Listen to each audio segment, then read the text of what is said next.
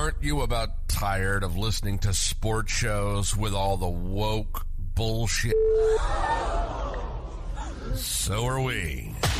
This is Patriot Sports Radio. Patriot Sports Radio. Fed up with the national talking heads and biases of mainstream sports media. If it's sports, from the high school level to the pros, we're talking about it. Like the red-blooded Americans we are. God bless America. God bless America. God bless America. Let's do this. And now, here's Eric, Angela, John, Chris, and the coach. Welcome back, my friends. If you're new, then welcome in Patriot Sports Radio. My name is Eric. I'm your host. Glad to have you with us. Thank you for all those reviews, subscriptions, downloads, and so forth. Chris is over there keeping the engine running, getting my weekend squared away because I'm a procrastinator. He just takes care of everything. He's like our dad. Yet another jam-packed show. We got Coach here with a backwards hat on location at OSU, and Angela's got a nice hair day. You know, your hair hasn't suffered at all summer. I do better in the humidity. I got 9 rounds in before we did the show here, so that's good. Got a little bit of golf time in. Oh yeah, you got 9 holes in today. I did. Quick 9. It was good. Coach, how's your weekend going? Oh, it's plugging along. We made a trip up here to Stillwater to visit my daughter who's, just moved into a new place. And I came and looked at it, and it's nicer than a lot of people live, including myself. So I don't really know what to think about all that. I was shocked by the valet when I pulled up. I thought that was Get the fuck out of here. What? So. You can't experience any personal growth if you have a valet. That didn't happen. I made that up. I did have to parallel park in front of the building, which it kind of excited me because I got to, exercise a skill set that, just I don't get too often. And then, I do it all the time with kids, but never have to, personally in a real life situation. So got to do that, but I thought it was a little bit interesting that they have parallel parking in downtown Stillwater. So anyhow, Brave new world. It's exciting. We got all kinds of sports in the dead zone of the sports calendar, proving once again that we're just working harder than the next guy to come up with content. Our subscribers matter to us. # subscribers matter, right? Pac-12 is dead. We got some gambling, soccer, a Babe Ruth stat you can impress your friends with, then, of course, a ton of NFL football. First, mark your calendars for September the 10th. That'll be here before you know it. Come down to Cannon Bloom Pharmacy and see the renovated store. Watch some football with us. We'll be there for the NFL kickoff celebration. They'll have over 20 vendors, food trucks, obviously, plus live music, silent auction, games, etc. from 10 a.m. to 7 p.m. We're probably going to be there the whole time, if I had to guess. So much time for activities, so much room. It's a giant lot. It's a giant place. Angela, are you coming? I might show up fashionably late. We have a wedding in Michigan. We're renting a cottage on a lake the week before, and then we are making our way back that day from a family wedding. So hopeful, possible, probable, not sure, probably the end half of the evening. Well, if you do make it, you won't have to pay to get in. It is free, but we are encouraged to bring a donation for Family Promise of Washington County. Help out some folks who don't have a house. I mean, how good are you going to feel laying the head on the pillow at night after you help some folks who don't have a house? Now, sports. Season tickets for the Detroit Lions have sold out for the first time in the history of Ford Field. They asked Coach Dan Campbell if he feels any additional weight on his shoulders to succeed, and he said, "I don't feel weight, man. I feel wind underneath my freaking wings," which is exactly what you'd expect Dan Campbell to say. I'm just envisioning him singing "Wind Beneath My Wings," or doing the Titanic thing on the front of a boat. I was picturing him as a hawk, with like a giant hawk with a Dan Campbell's head on it. That's awesome. I hope the Lions have an okay season at least. I hope Packers you have an awesome season. Yeah. I think they're going to do well. They have all the people. All they have to do is shake off whatever that bad juju is that Detroit and that it can't be the uniform. The uniform is too What? cool. Just kidding. Rodgers gave the Jets $35 million just back. This fucking guy. When he had the press conference and inflamed the whole Packers organization for not hugging his friends enough when they let him go, he also stuck the team for every dollar he possibly could. His contract was drawn up so the Packers would owe him $105 million in one big chunk if he were to be the starting quarterback in 2024. I thought he was going to retire with a big bag of money and leave us with a tab, but instead he went to the Jets, brought that contract with him. Real original, by the way, going to New York. And then when he gets there, he says, here's $35 million. I know Devontae had to leave town, but here's enough for 2 Devontaes. Which tells me he hates us so much. He hated it here so much that it took an extra $35 million for him to keep a Green Bay zip code. I've been telling you guys for a while. He did doing that shit on purpose. And he's such a drama queen. I was saying, and maybe it was in the chat or I told somebody else, maybe it was my dad, that I hope that all this awesome talent gets on the team and that you have all these massive egos and that he stirs the pot like he does or tries to pass the buck like he does and then they don't like it and it causes drama and that they implode. And that will be my Super Bowl for the year. Personally, my Super Bowl for the year. The implosion. You're going to be very pro Broncos that Week 5 game when they Damn right. When Sean Payton faces off against Nathaniel Hackett. And he hinted at, well, people become available, so maybe we could trade for somebody at the deadline. And now there's rumors that Devontae Adams might be traded around Week 6 to the Jets. By Week 6, the Raiders are going to be done.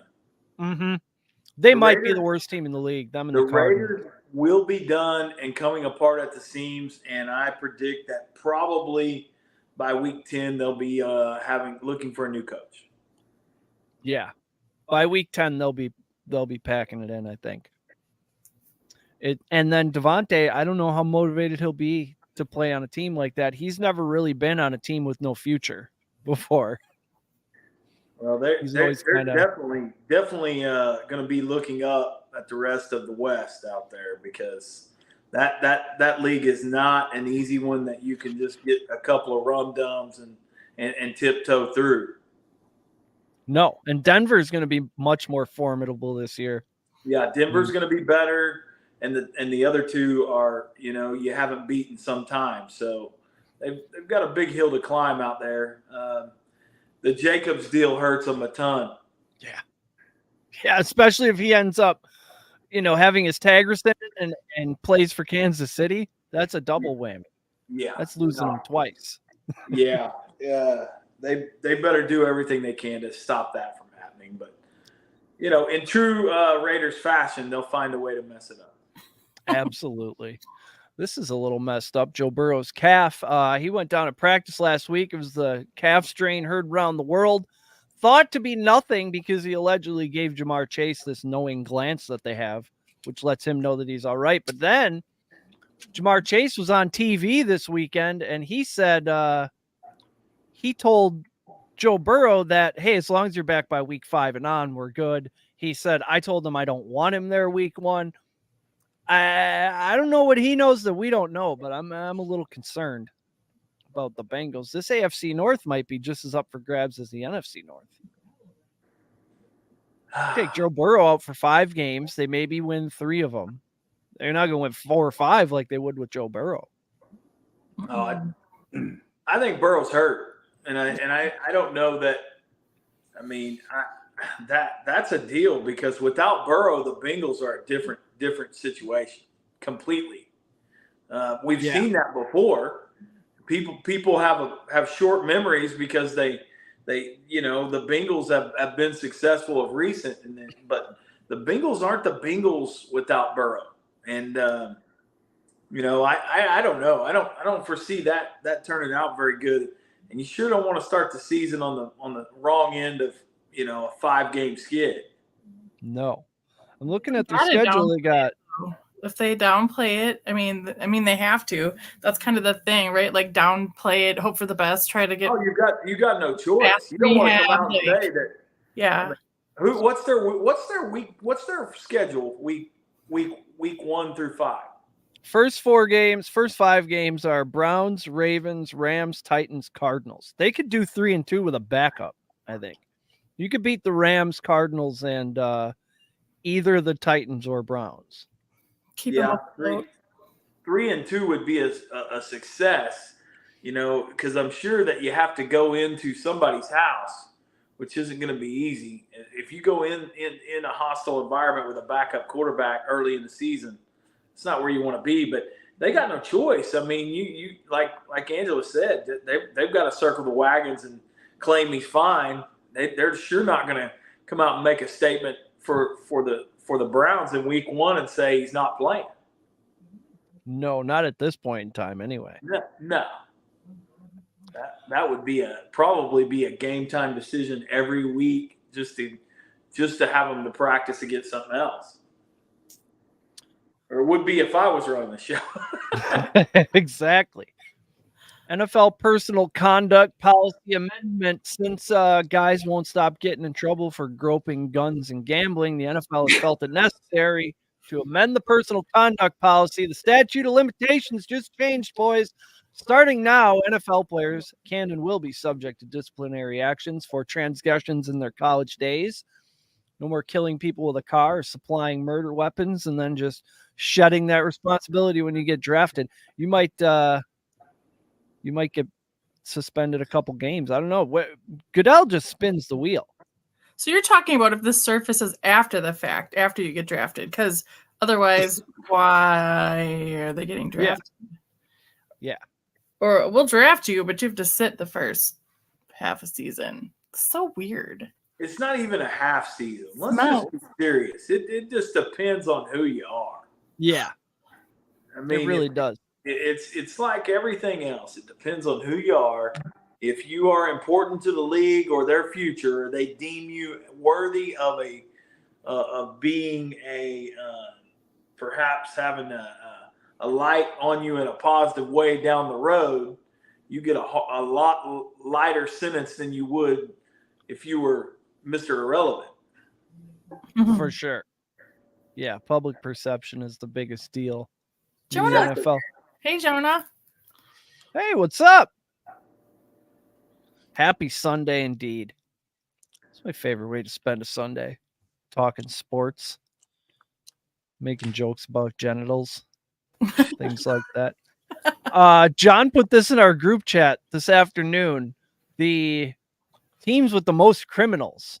There was an article, and the title of the article was NFL teams with the most players arrested since 2000. That's a quality data set right there, 23 years. They have the top 15, Baltimore, Green Bay, Pittsburgh all tied with 26, 49ers and Cardinals at 13th with 27, Saints 29, Colts 31, Bears 32, they're top 10 in something. The Dolphins, Chiefs, and Browns are all tied at 7th with 33. The Seahawks 34, the Bucks have 36, the Jags at number 4 with 41, the Bengals at number 3 with 42, Vikings 46 arrests since 2000, and the Broncos have the most. Got caught on a boat at one time, so it was like a swoop. Oh yeah, the Lake Minnetonka thing. That was that we can't use that. That was one big prostitution sting operation. Eddie Wagon wound up. Oh man, there would be phone. You videos. can't fault those guys, those girls for grabbing some hair. They're just trying to get through college. That's why Angela's hair stays so nice. Because her husband had surgery on his arm, he can't rip it out. That's well, right. Despite my begging. Don't shake your head. Yeah. Whatever. I'm pleading the fifth or whatever I need to say. 6. The NFL has been doing these simulcasts with Nickelodeon for 4 years now. The Bears played in one. I think the Rams played last year. I don't remember exactly. What I do remember is the slime and the SpongeBob and all the cool shit going on the screen. Well, it must have turned a profit because Nickelodeon just got a simulcast for the Super Bowl, not exclusively. We'll still get the bland Phil Simms version too, but there's also going to be a Nickelodeon Super Bowl simulcast. They're also getting the Chiefs versus Raiders game on Christmas. That's a little risky. There could be fist fights in that game. You get Travis Kelce and Max Crosby out there. Patrick Mahomes. I'm here. This is great because now you can have the kids off in the basement, wherever, and they're not going to be sprinting through the living room like banshees during the Super Bowl party, knocking over all the bacon wrapped water chestnuts. I like it. Yeah, I mean, kids are great, but kids Super table Bowl at party, Thanksgiving, but better. Well, so we got Mac Hollins. Did you see Mac Hollins at the podium after practice? He's basically a caveman. Never mind the fact that he shows up to camp 3 inches and 20 pounds bigger every single year. He's like 7'9", 280 now. But he also says he doesn't wear shoes or use utensils when he eats because he thinks people who do those things are soft. He said, eat with your hands. That's what they're there for. Who? Crazy. Mac Hollins. He's like a third string wide receiver on the Falcons. So that's cool. Like, he said that, but did you hear the more other shocking weird thing that he does after games? I think it is. He drinks peanut M&M water. Like, he marinates peanut M&Ms in water and then drinks it. And so that's like, that sounds like something that 4-year-old me would do. I'm thinking that I'm doing a science experiment. Like, a lot of these professional athletes love candy and they eat a ton of it. But soaking it in water and then drinking it? That's kind of like, that is super crazy eccentric. Just take a nail file to your teeth. Like, they're going to be eaten away by this quote unquote water you're drinking. I'm definitely all ears because I want to know what's going to happen next. What weird things. Eventually, he's going to pony up to something he should not be telling people about. And that's going to be like the best. He strikes me as a pee on his hands guy. Who's that baseball player who peed on his hands all the time? Moises Alou. Oh, yeah. Yeah. He strikes me as a pee on his hands guy. Well, there's no way to transition to women's soccer from that. But I will tell you this. They are not dominating the World Cup. In fact, Team USA coach Vlatko Adanovsky said he's devastated and his players are crying on the field, which that's not supposed to happen. This is the earliest exit in team history as they lose 5-4 to Sweden.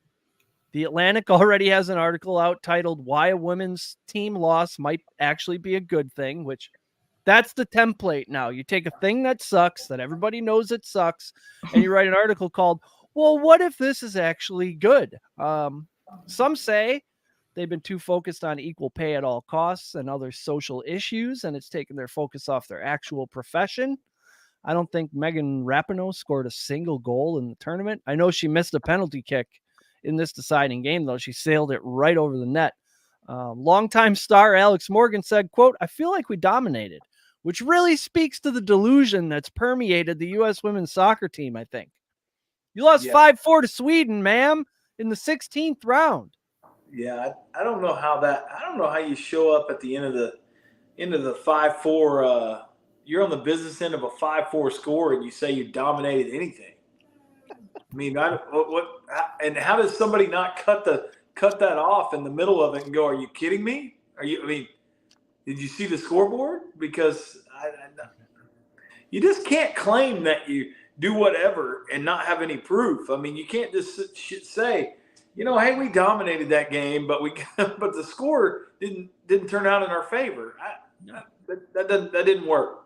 I just watched this micro video about how when it was done with children. It was like an actual scientific experiment about how they tested children who did this stuff. And then when they did good, they were like, you're amazing. You're incredible. You did amazing. You're very, very smart and whatever. And then they had these other children do the thing and they're like, you put forth a really great effort and like you tried so hard. And then the more that these children kept doing things, the people who were told that they were amazing, just how they were, started to not do as well as the children who were told that they were putting in a great effort and that they were trying so hard. Those were the kids who ended up excelling.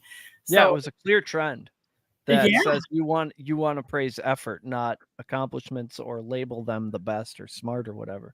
maybe That was an that's what interesting happened. video. Yeah, the algorithm's feeding us the same thing.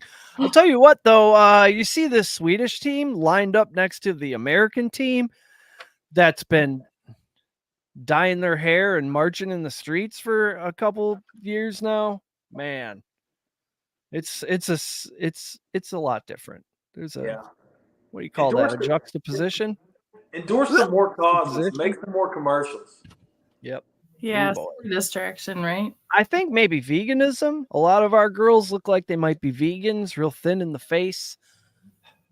I don't understand veganism, and we don't have time to get into it. I will tell you a way cooler soccer story. They want dudes on that team anyways. Yeah. And it shows which team is pro dudes playing girls sports and which one is not hearing that. But it sounds to me like whatever they're doing, they might think about trying to practice some soccer. There's a lot going on. Let somebody else going on. Other stuff. I mean, It's almost. I'd cut the other bullshit and go with soccer first and see if that helps. This is crazy. In the 87th minute of Tuesday's World Cup qualifier against Belgium, 16-year-old Harry Wilson entered the match and became Wales's youngest ever senior player. As joyous an occasion as this was for the Liverpool midfielder's family, it was made even better for his grandfather, who won £125,000 on a 50-pound bet he placed when Harry was just 18 months old, that this day would come. According to the BBC, Peter Edwards, his grandfather, placed a bet in 2000 that his infant grandson would eventually play international football for Wales. He was given odds of 2,500 to 1.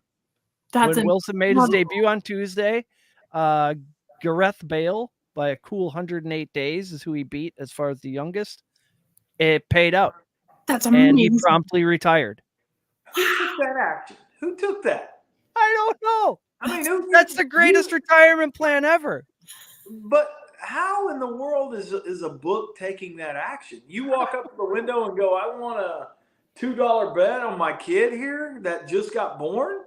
Isn't your bookie out of business by then? Or I don't know.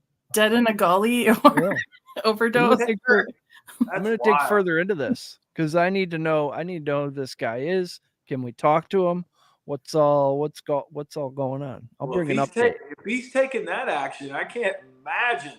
I got to put $5 on Cole Cunningham. Then I'm going to put $5 on all the teams across the board, and as soon as he makes it, we're rich. Cole Cunningham's son. Yep. I got a Blake Martinez update a couple episodes ago. Maybe it was last episode. We talked about Blake Martinez and his Pokemon empire. He's reportedly made more money selling Pokemon cards, $11.5 million, than he did playing in the NFL. Well, here's the thing about all that money. He might have to give it back. Allegedly, he's been scamming collectors on that buy-sell site called Whatnot. Whatnot released a statement saying after a comprehensive investigation into Baker's breaks, or what would it be? Blake's breaks? Yeah, because he breaks open boxes. Operations, we have decided to permanently remove the seller from our platform, including the individual employees involved in misconduct. I think there's more to this. There's an employee at the site who's in on it, and he's a high character kid that the Green Bay Packers drafted. I can't imagine that he would just be out there scamming people. I want to know more. For millions doing that. That is so not cool. How do people think that they're so smart they can get away with stuff like that? I don't even know. Either you're so stupid you don't know that you're like it's illegal that you're doing it, or you're so stupid that you're gonna get caught and you deserve it. How could you not? Everything is there's a record of every transaction you make in any form now. This just reeks of some scam that started out in 6th grade and just escalated to a high level You know, like some dude that was a jock that came up with a way to scam some geeks, and then the next thing you know, it's escalated to a level beyond anybody's imagined. Yeah. Oh my god. That'd be a good movie. Absolutely. From selling Pogs out of his locker in '96 to now scamming people for millions for a Pikachu, Charizard. Absolutely. Those are the only two I know.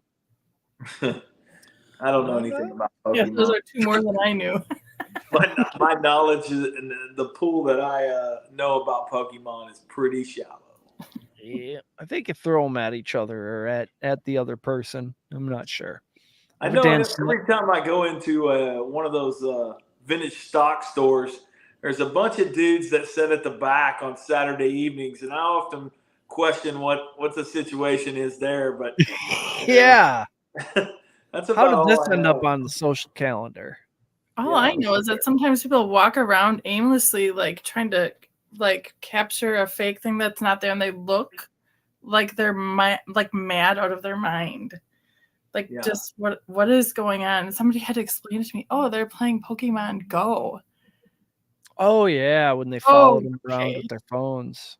Yeah. Walking into traffic and stepping in front of trains. Right. Yeah. Trampling grave sites, looking for your fucking little digital animal or whatever.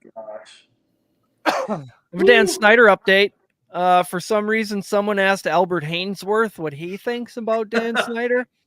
Sure, someone just did. Albert said that Dan, quote, wasn't an asshole. Actually, he was super cool, which is exactly what you would say about anybody who pays you $100 million in early 2000s money to fail physicals and lay on the football field. Oh my God. He says he and Dan would talk in his office at least once a week. His teammates, though, fuck those guys. I got a couple guys I still talk to, but the rest of them are trash. Which is exactly what you'd say about a group of guys who tried to hold you accountable when you just wanted to fail physicals and lay on the football field.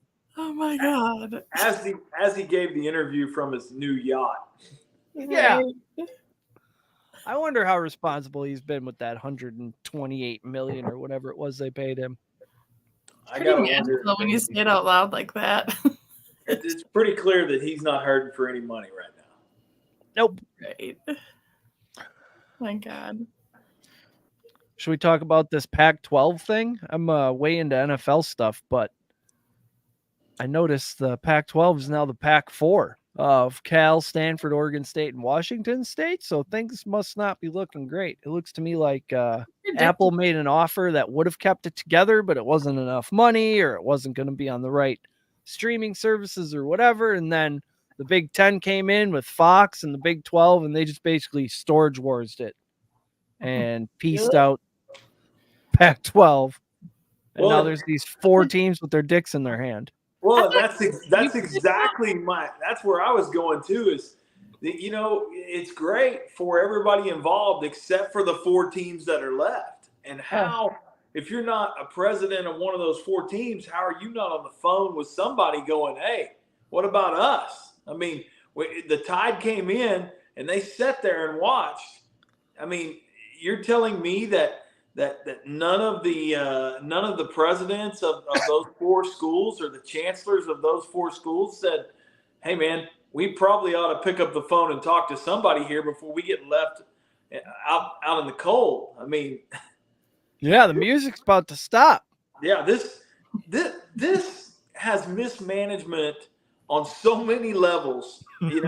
Starting with the Pac-12 commissioner who a mere 2.5-3 weeks ago stood at a podium, banged his own drum, and talked about how the Pac-12 had all of these things and irons in the fire, and they were going to be great.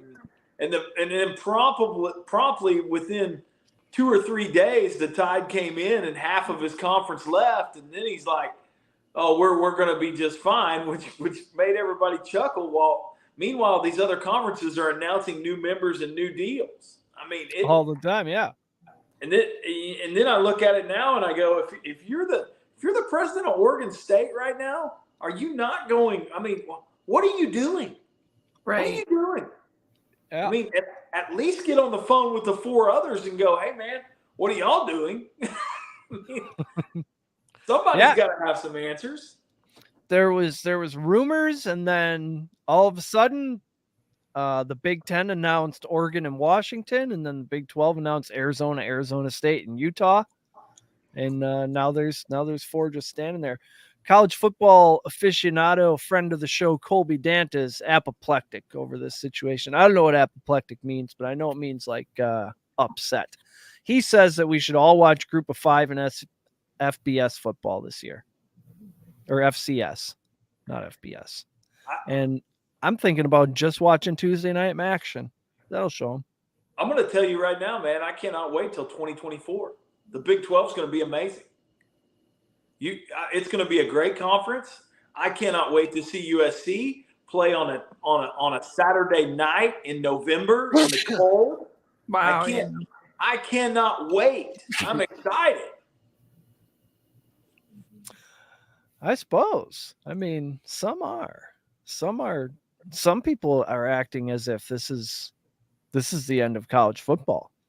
Well, let me ask you: Are you really going to miss those Saturday night 11:00 get right games with UCLA and San Jose State? I mean, is that what you're missing? The big Cal and Stanford juggernaut at 11:30 on Saturday night? I mean, no, but I want the old rivalries. I don't want those to go away. Like I want Red River Shootout and Bedlam and all that stuff. Yeah, but what's not exciting about watching a 3 tight end set of Iowa line up against USC? I mean, I can't wait for that. We do get to see Trojans versus Spartans on a regular basis now. Dadgum right. So, if we're talking, if you're just breaking it down by mascots, you got to be just almost just got a purple veiner. Oh, we should do that. We should do a whole college mascots episode now with the realignment. See which conference would win in a war, like as if they all went to war against each other. We're bringing Mike Leach's spirit back. Yep, it'll be a Mike Leach tribute segment. We could combine that with Coach's kids, or they do the animals. They could do a mascot. Oh yeah. Mascot showdown. The March Madness of mammals. Yeah, we'd do with mascots. Yeah, that was a whole deal. That was a deal. Football is Really great good. and everything. Yeah, I'm excited about the 2024. I just and here, let me ask you this: if you're with the MAC, you're with the any of these small time, the Sun Belt, any of them, are you not ringing these conferences up, going, hey, why don't you come on over here? Yeah. Come get in on the Maction, baby. Can you name the Big 12 2024? Yeah. Give it to me. Okay, so you're going to have OSU, you're going to have Colorado, you'll have Kansas State, you're going to have Texas Tech, you're going to have Utah, BYU, Cincinnati, South Florida. No, it's Central Florida, the Knights, not the Bulls. You're going to have West Virginia, Kansas. How many is that? How many are we missing? I wasn't counting. Was I supposed to be counting? I don't know. I just was wanting to see if you could name them. I think the 2 more we just added were Arizona, and then you got Arizona State. There's all of them. Boom. Power 16, conference. 16 teams starting. Yep. The Big 16. I remember when the Big 10 really was the Big 10. Well, I think I remember the Pac 8. It used to be the Big 8, and it consisted of a whole different 8 than they have now. Back in the old Southwest Conference days. Well, I'll tell you who does have their shit together. I'm excited to announce that we finally have a legitimate and entertaining sport to get us through the summer stretch between hockey and football.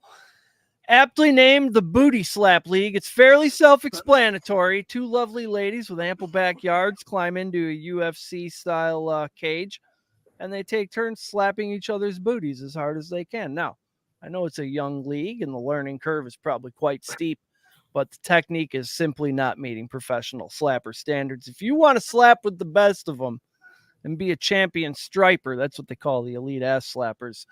Just kidding. I made that up. If you want to be a legendary welt vendor that history remembers, you can't be coming with this downward motion and spreading the impact across both cheeks. That's not going to work.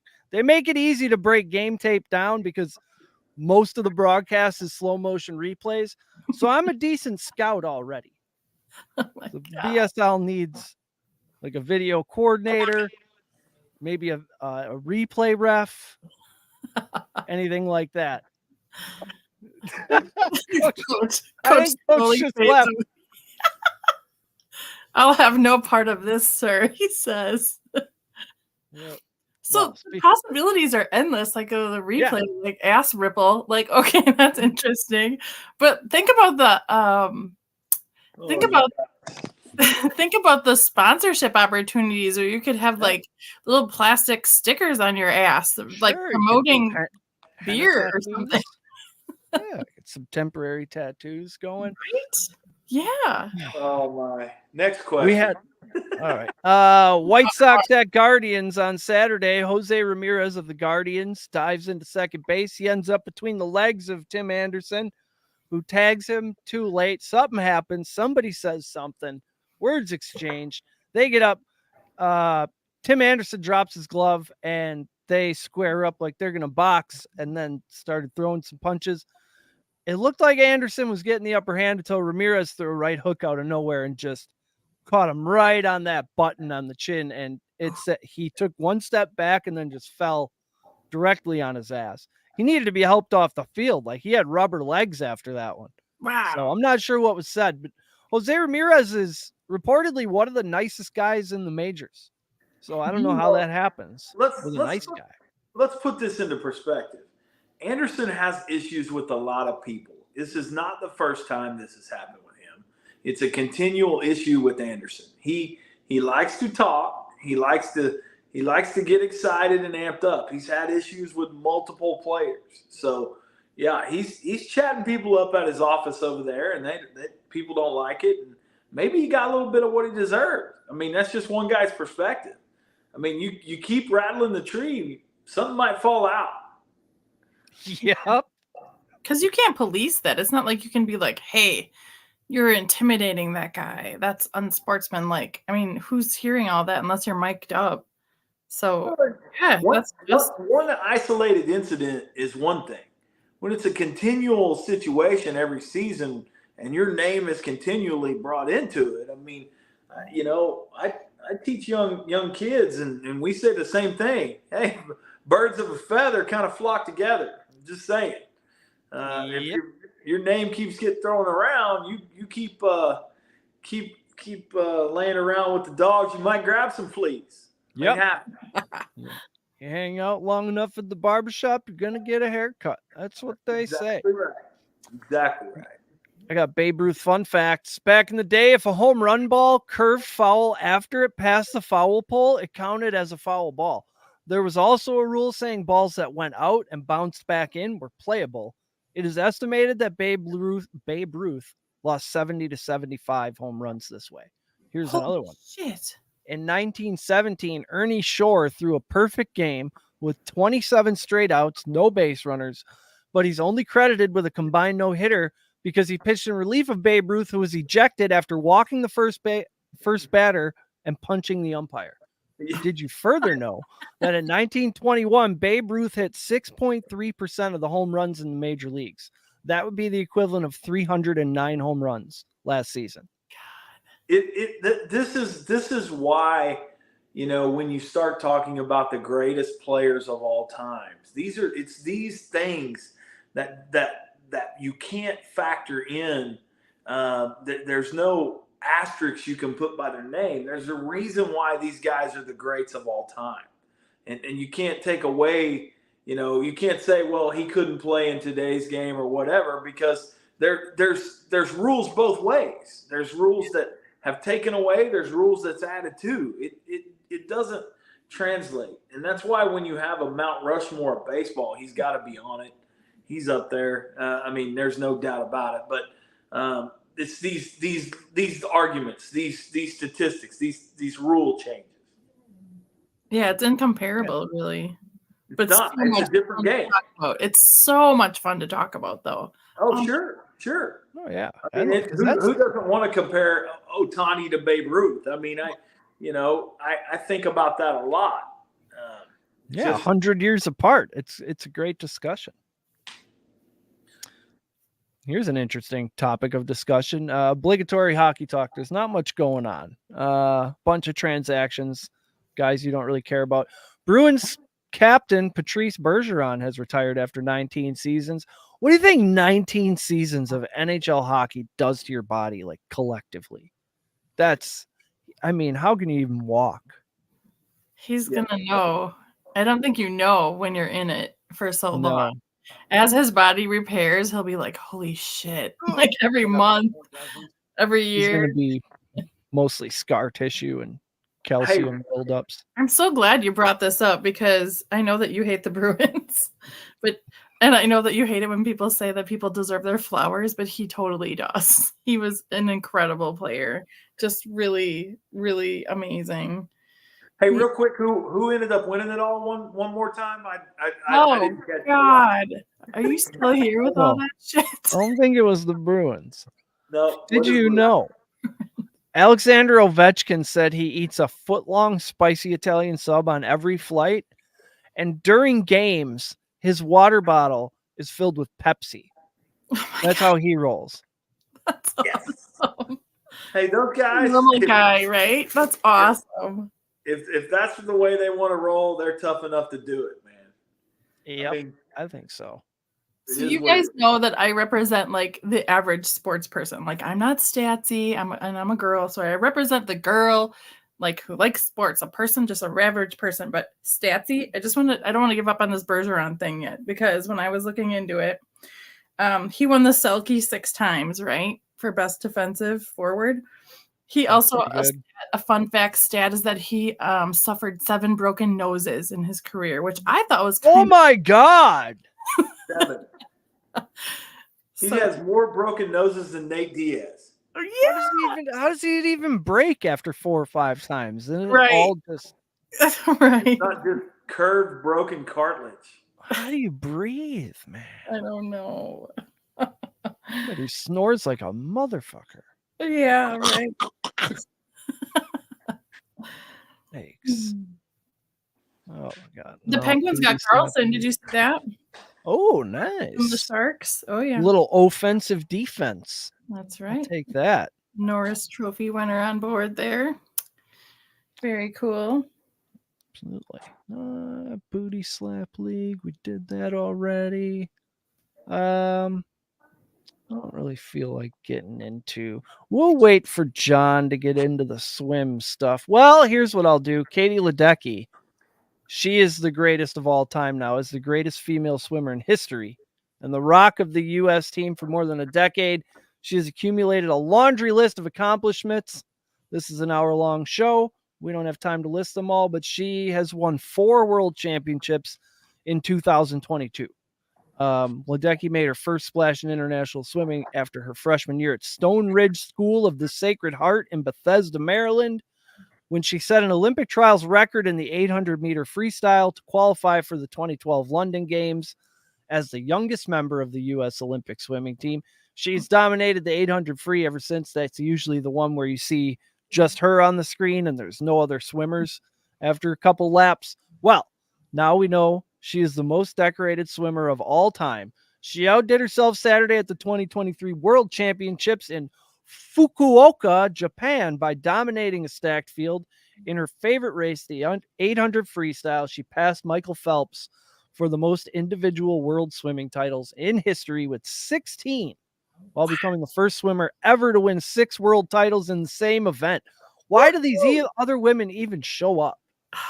Well, it's something to say that you've competed against her. Just saying. I mean, that's true. Then you're like, of course I didn't win. She was in the pool. No. Just saying. I lost by 300 yards, and that's pretty good, actually. What a beast.